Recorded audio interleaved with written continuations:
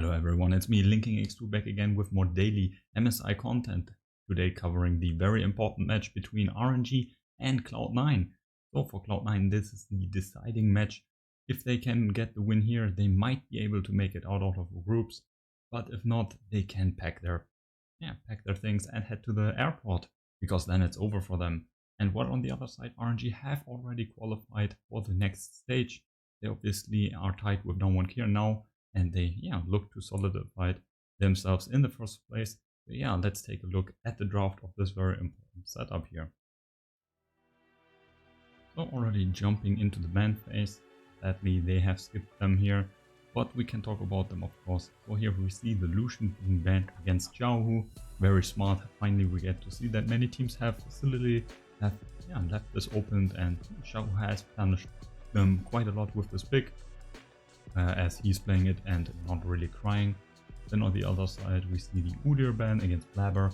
Very smart. Blaber does not really feel all too comfortable with the AP junglers that are in the meta right now. So taking away the Volibear pick here, also very smart. On the other side, C9 again banning the Varus on blue side like they usually do. I might have to slide in here that yes, red side Varus is stronger than blue side Varus, but still it's not really a ban-worthy champion, and as they're banning it against every opponent nearly, it is an issue C9 has, and it's not really a target ban against any enemy AD carry in a sense. Bringing it back to RNG, here we see the Morgana ban. So yeah, they have banned 2 of the 3 junglers that are being played at the moment, so this will put the priority on the Rumble. So they're baiting Cloud9 to first pick the Rumble here. Maybe they have something in mind. Maybe they want to trade it for the Kai'Sa, for Gala. Or maybe they have something in the backhand for the jungle matchup. We have to see.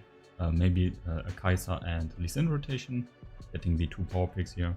Obviously the trading position here at this patch for the red side is full in effect. On the other side we see a final Thrash ban versus Ming.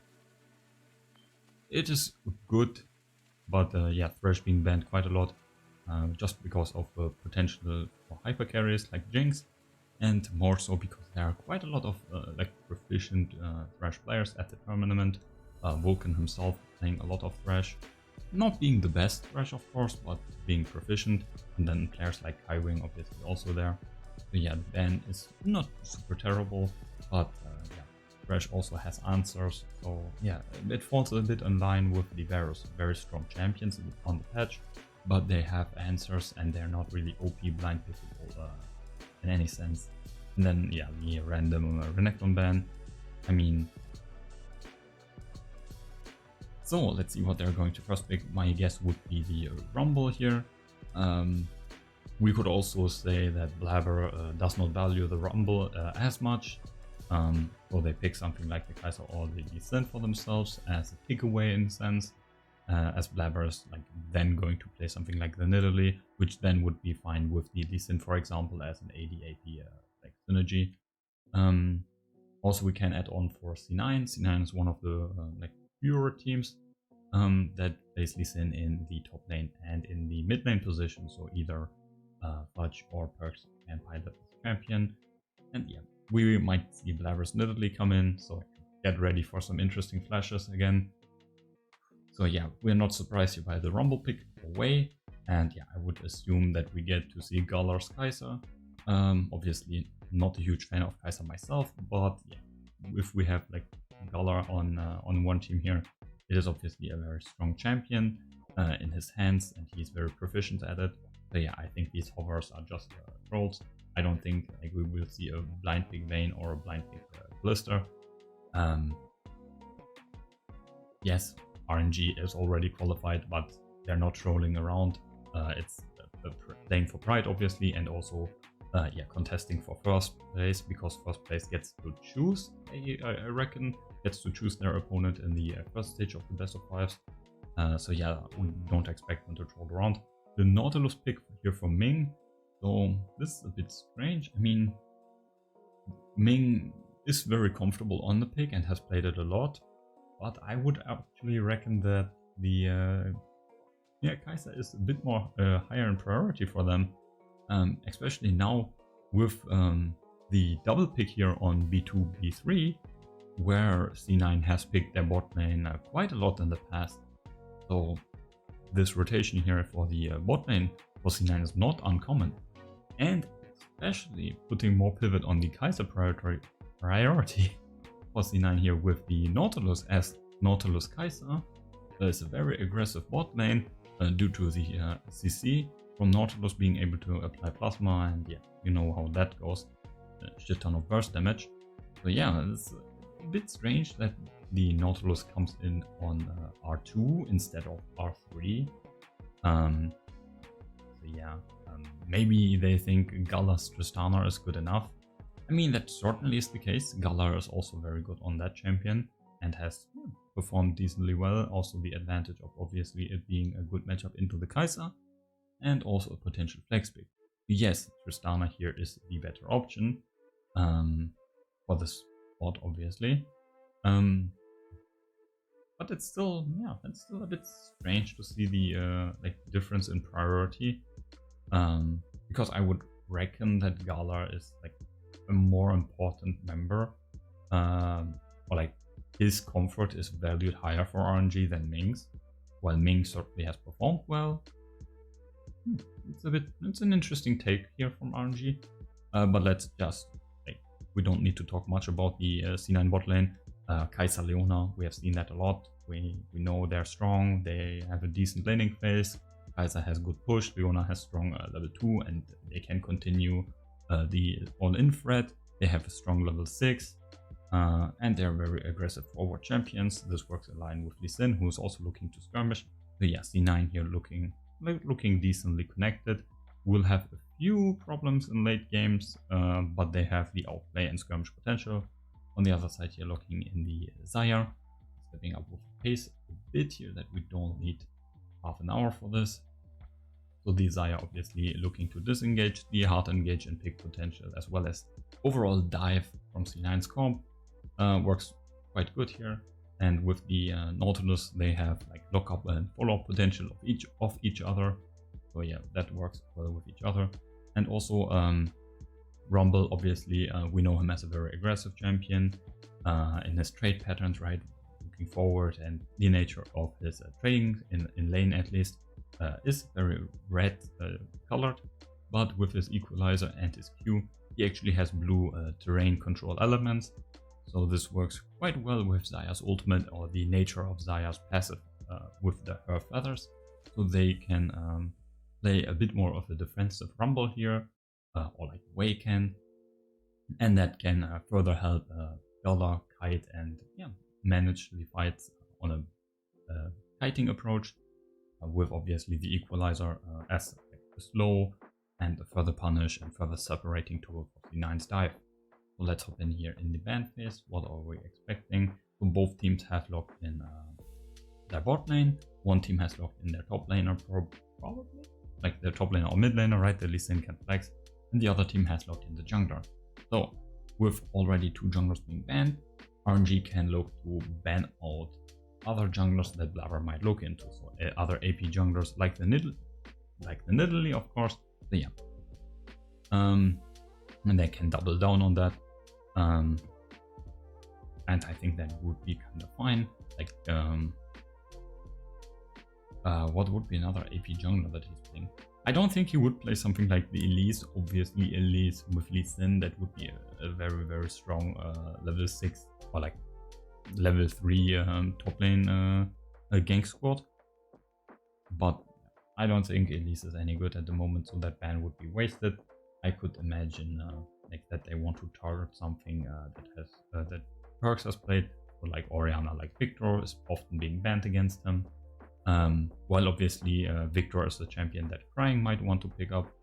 And we see the Olaf, so obviously a higher priority jungler than any following AP junglers. But yeah, he wouldn't really fit too well in terms of damage sharing, right? He would be another AD attack, auto attack based champion here for them. But thematically he would fit, but he would hurt that team comp a bit more, because he would not really amplify the team comp strengths. He would just follow in line with them. So here's C9 banning the Gnar. Gnar versus Lee Sin is actually not that great. I mean, if the Gnar player is great, then he can do something in lane. Xiauhu has shown decent to great Gnar performance. I mean, yeah, at MSI, usually there are not that many great teams. Well, you have to take that with a grain of salt. Let's not dive into the matchups here, but obviously his performance on Gnar was quite good at times. The Orianna, well, I think Victor might be a bit better here in this case, due to better zone controlling. The Orianna is obviously a pick that Crying prefers personally. So yeah, these two picks here, they do make some sense compositionally, but more so are targeting the comfort of RNG players, and that's fine. The Jace here would be a bit of a poor choice. It would follow the line of thought of outranging C9's comp, but C9 has engaged, so yeah, they can like catch up to RNG and then tackle these long-range champions. Yes, they have some protective abilities, but the Jace does not. So yeah, the Jace here is a bit lonesome, and Jace versus the Lee Sin, yeah, could be a bit difficult if Blaber gets a jungler that is looking to camp the top lane and like looks to set up the Lee Sin. Of course, they didn't know for sure that it was top lane Lee Sin, but you could assume, or like you have to assume that it is possible. So yeah, I don't really like the Jace here. Then we see the Zoe and the Udyr. So Udyr, another like a dive forward champion from C9, but at least someone that like has a bit of an HP pool. So yeah, he is a bit more of a tank line and front line, which I like personally. C9, they have made many errors, so getting something simple with tanks and engage, that is good. The Zoe, not going into full detail again, what thematically she is offering for a team comp. You can check out, yeah, I think it's the last episode, so from yesterday, or overall like draft discussions videos that I've done on the channel. I will link a few in the top corner here. So yeah, if you're interested in that, check that out, or just ask away in the comments. I'm sure to explain champion colors or like champion specifics to you. But yeah, what she's trying to do here is fight the range war versus RNG, which compositionally C9 is losing, but at least they now have some abilities to look for a longer range pick into then hard engage from the Leona and the Volibear. So that's something they have, and obviously, yeah, the one-shot potential that he has against the overall rather squishy lineup of RNG is still there. So yeah, that's Zoe for you in the comp. She does offer quite a lot. Is it the best tool though? Who knows? I mean, RNG has made the error of picking the Jace here, which I don't really like, because yes, right, you could flex Jace into mid lane theoretically, but it has not been all that popular and all that great in the later days. So this is nearly 100% their top laner. So they have, besides the Nautilus and an incoming mid laner, a rather squishy team, and now they have RNG doesn't have potential to lock in more tanks, which are like bruiser champions, blue side disengage terrain control champions, or like champions that can make use of range with protective skills, anything of that sort, which would punish most of C9's champions, and the Zoe as well, because they have a short range AD carry, they have like a dive bruiser short range top laner, and a burst mage mid lane. So yeah, more tankier, more sticky champions like Urgot or whatever would have been quite an issue here. Obviously Urgot can't really go all that forward, but Urgot, if he's not going for the chem tank, is also very fine with enemies running into him. In these cases, he's actually super fine because yeah, he wants to have the enemy in melee range. So these potential picks or picks of that nature would be fine for RNG here in R5.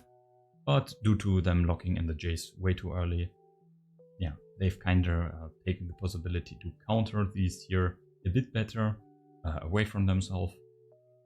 And to like sum that up, top lane has a larger variety of champion identities in their repertoire, even if some of them are not exactly the meta. Top lane champions are very flexible in how they can be niche into certain team comps. So there's a larger pool and a larger variety of tools that can be used to counter the enemy comp, while mid laners, especially at the moment, are more stale and are more limited in what they can offer and what types of champions can come in. Also, from the player's champion pool, top laners play a larger variety of different champions than mid laners do, at least usually. So on stage, this would be easier to pull off.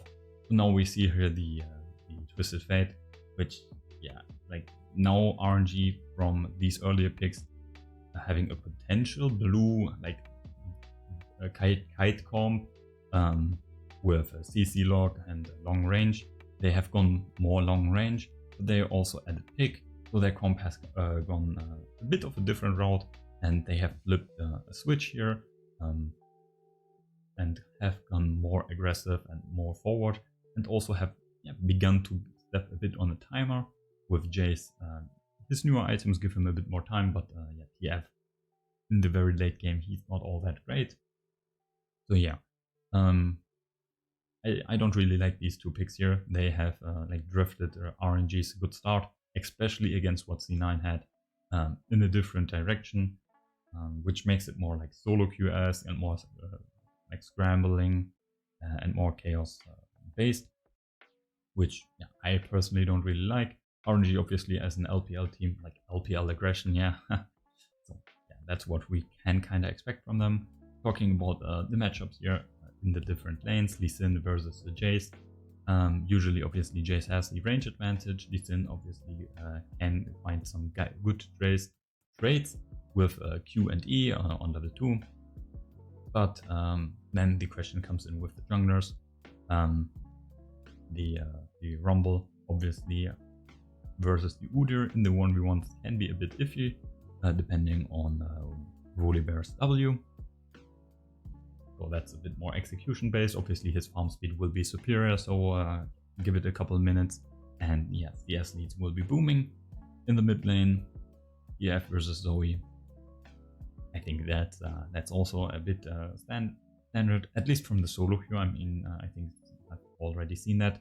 Zoe will have the push advantage, but after a few, if he takes minion demoralizer, for example, after level 9, I think, again, item breakpoint or damage breakpoint is reached. TF can look to one-shot at least the caster minions, and then look to roam without losing too much. And bot lane, it's the game we play every time. Leona lane, can they get a good level 2? If yes, then they might be able to do something. But Leona versus Nautilus, this is a bit iffy, and with the AD carries, this is highly volatile. I mean, on the one side, the Nautilus Xayah lane can punish a botched Leona engage very, very hard, and on the other side, Leona Kai'Sa can blow up any squishy target, quite easily with their CC and the plasma passive. So that's a bit more volatile, but Xayah having the range advantage and Nautilus being a bit more stickier in the early game can be of RNG's favor here. Overall, which team comp would I prefer? It's a bit harder to say. I think I would end up with RNG's comp just because of the nature of their champions being a bit more meta, and with that meaning that they have more coordinated or more planned out item power spikes and strengths in the game, while on the other side champions like the Zoe with the lack of AP and the Volibear with like a very bad clear speed can be a bit of a hindrance should they not really get ahead early on. But yeah, C9 have a bit more of stranger picks here that can hurt them if not executed correctly. And yeah, what the issue is with that, the champions are more prone to be executed wrong, right? I mean, I think Blaber has not really practiced any Volibear. So they might play without a jungler. And that's not because of Blaber's inting again. But who else is inting is me, because the video is already way too long again. So yeah, again, summing up, RNG has the draft edge here. So yeah, they might be able to lock first place after this one here. We have to wait and see if Down1K can then follow up that. And that would mean that yeah, C9 can book their airplane tickets and yeah, head home. Yeah, if they even manage to lose against Pentanet, they could be tied for last, I think. Yeah, a real disappointment. I mean, like TL, last MSI made it to finals. Very questionable though, but at least they made it there. So yeah, C9, usually NA's hope. Looking rather rough. Don't want to be in their shoes. But let's come here to the end card. Yeah, again, thank you for sticking with me.